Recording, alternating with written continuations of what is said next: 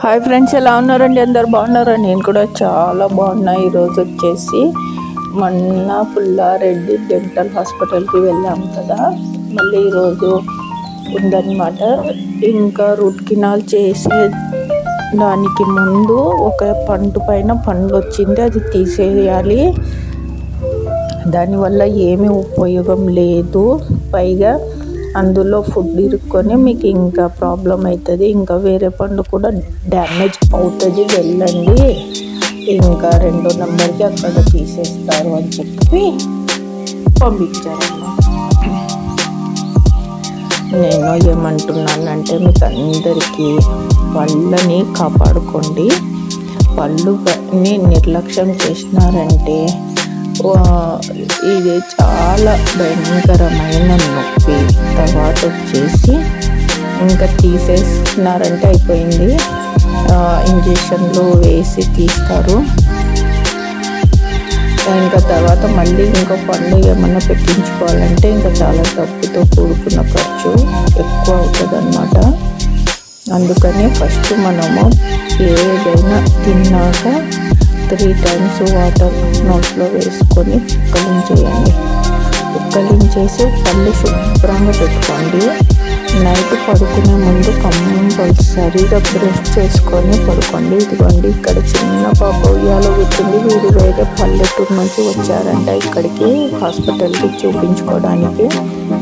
ఇంకా వీళ్ళమ్మ లోపల ఉంది, ఇంకా పాప సతాయిస్తుంది. ఇక్కడ చాలా టైం పట్టుకుంటుంది కదా, పిల్లలు మన వచ్చింటే చాలా సఫర్ అయినామాక. అందుకే 2 sarees తెచ్చుకున్నాను. చిన్న పిల్లల్ని ఇలాగ ఉయ్యాల కట్టి ఒక బాబు పెడుతున్నాడు. ఇక్కడ పాప ఉయ్యాల అవుతుంది. ఇంటి దగ్గర నుండి తెచ్చుకున్నాము చీరలు, చెట్లకి ఉయ్యాలలు కట్టి ఇలాగా పిల్లల్ని పడుకోబెట్టేస్తాము. క్యారేజ్ కూడా తెచ్చుకుంటాము, మరి వేరే ఊరు అని చెప్పినారు. ఇదివన్నీ డోర్ నుంచి వచ్చినారంట వీళ్ళు. వీళ్ళ తమ్ముడు అన్నమాట పాప. వీళ్ళిద్దరు అక్క తమ్ముడు.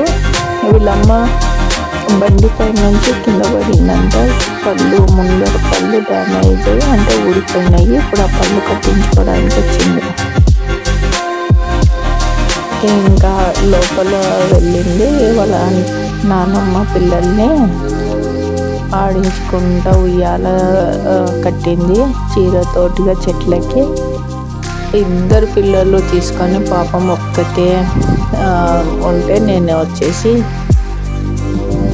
బాబుని నేను ఆడిస్తాను లేక పాపని చూసుకోను అని చెప్పి బాబుని తీసుకున్నాను అన్నమాట. ఎంత బాగున్నాడు ముద్దుగా బాబు. ఇంకా పాపాన్ని అక్కడ చెట్టుకు ఉయ్యాల కట్టి అతను ఊపుతూ ఉంది, ఆడిస్తుంది. బాబు నా దగ్గర ఉన్నాడు. తర్వాత ఇంకా నేను నా టైం అయింది, నేను వెళ్తున్నానాక పిల్లలు జాగ్రత్త అని చెప్పి బాబుని అప్పచెప్పేసి ఇంకా అక్కకి ఇంకా లోపలికి వెళ్ళాను. ఎదుగోండి, నా ముఖం చూసారా? పండు తీసేసినారు, ఎలా వాపు వచ్చిందో. పండ్లని నిర్లక్ష్యం చెయ్యకుండా ఎప్పటికప్పుడు శుభ్రం చేసుకోండి. భోజనం చేసిన తర్వాత బ్రష్ ఇంట్లో ఉంటే బ్రష్ చేసుకోండి, ఇంట్లో లేకపోతే నీళ్ళు వేసి నోట్లో